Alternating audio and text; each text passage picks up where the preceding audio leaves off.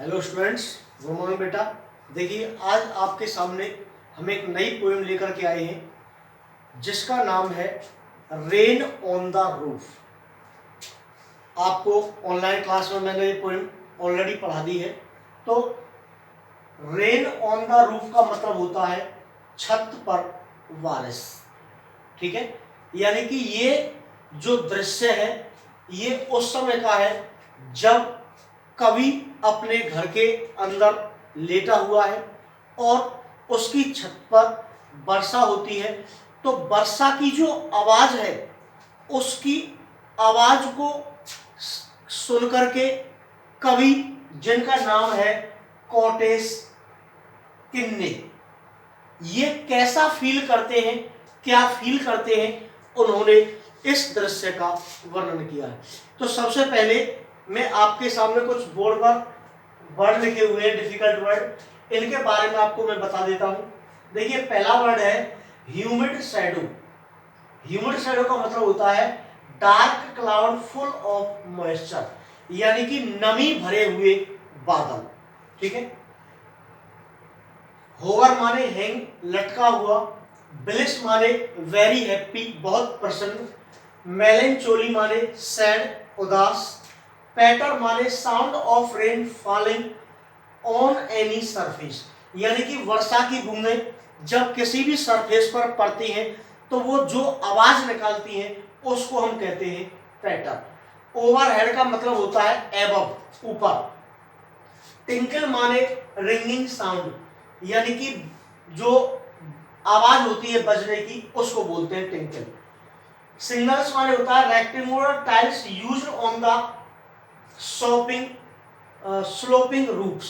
आपने पुराने मकानों की छत देखी होंगी तो वहां पर लकड़ी की टाइल लगी हुई होती है रेक्टेंगुलर टाइप की, और वो ढलान नुमा छत होती है।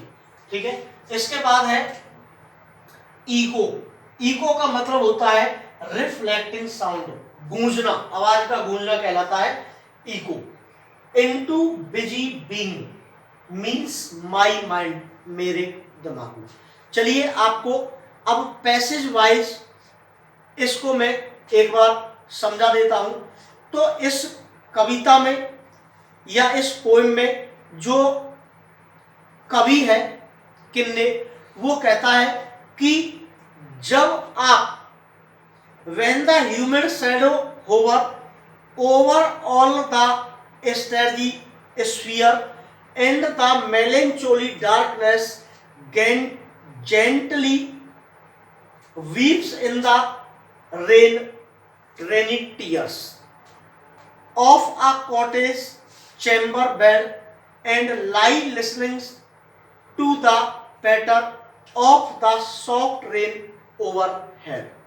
यहां पर कवि कहता है कि जब काले बादल, आकाश, काले बादलों से भरा हुआ आकाश चारों तरफ मंडराता है और उदासीन अंधेरा विनम्रता से वर्षा रूपी आंसू बहा करके रोता है। अर्थात जब आकाश में काले बादल छाए रहते हैं और चारों ओर आकाश में मंडराते हैं तो वो बहुत जोर से आपस में जब टकराते हैं तो कवि ने उस समय की जो टकराना है उसमें वो कहता है कि उस समय जब ये टकराते हैं तो रोते हैं और रो करके बारिश रूपी जो आंसू होते हैं वो धरती पर ये गिरा देते हैं।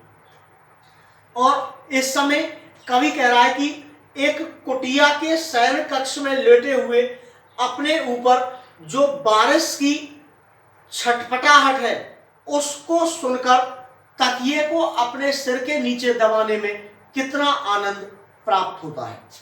यानी कि कवि वर्षा की जो बूंदों की आवाज है उनको सुनकर के बहुत आनंदित हो जाता है।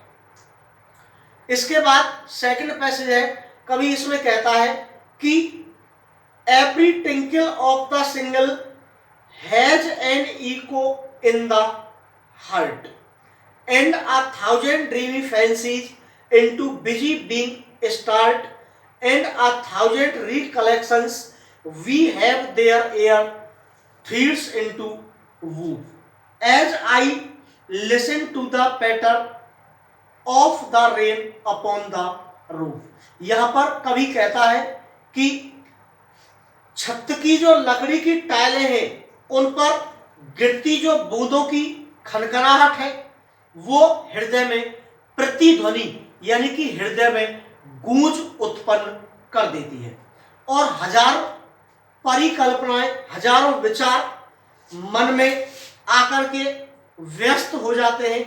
यानी कि मन में जब हमारे में विचार आते हैं तो कवि कहता है कि हमारे मन में विचारों का एक ताना बुनने लगता है, ठीक है, और हजारों यादें अपने वायु रूपी धागों के बाने बुनना शुरू कर देती है। और जब मैं छत के ऊपर वर्षा की छटपटाहट की आवाज को सुनता हूं, अर्थात जब कभी कुटिया के अंदर लेटा हुआ है तो उसके मन में हजारों विचार आते हैं, उन विचारों का ताना बुनते हुए वो बरसात जो हो रही है उसकी छत पर उसकी बूंदों की आवाज को या बूंदों की खनखनाहट को सुनता है। Now last passage, now in the memory comes my mother. अब कवि कह रहा है कि मेरी याद में अब मेरी मां आती है, जैसा कि कई सालों पहले भी वो आती थी।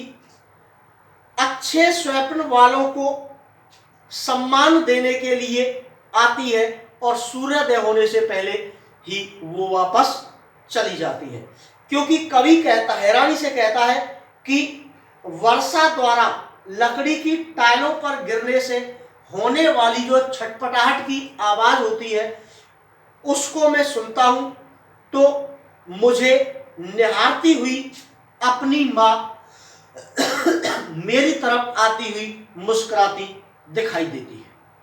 तो यहां पर कवि ने कितनी सुंदर कल्पना की है, ठीक है ना। तो ये चैप्टर आपका कंप्लीट हो गया है। यदि कोई प्रॉब्लम किसी बच्चे को रह गई है तो मुझसे पर्सनली पूछ सकता है। Thank you.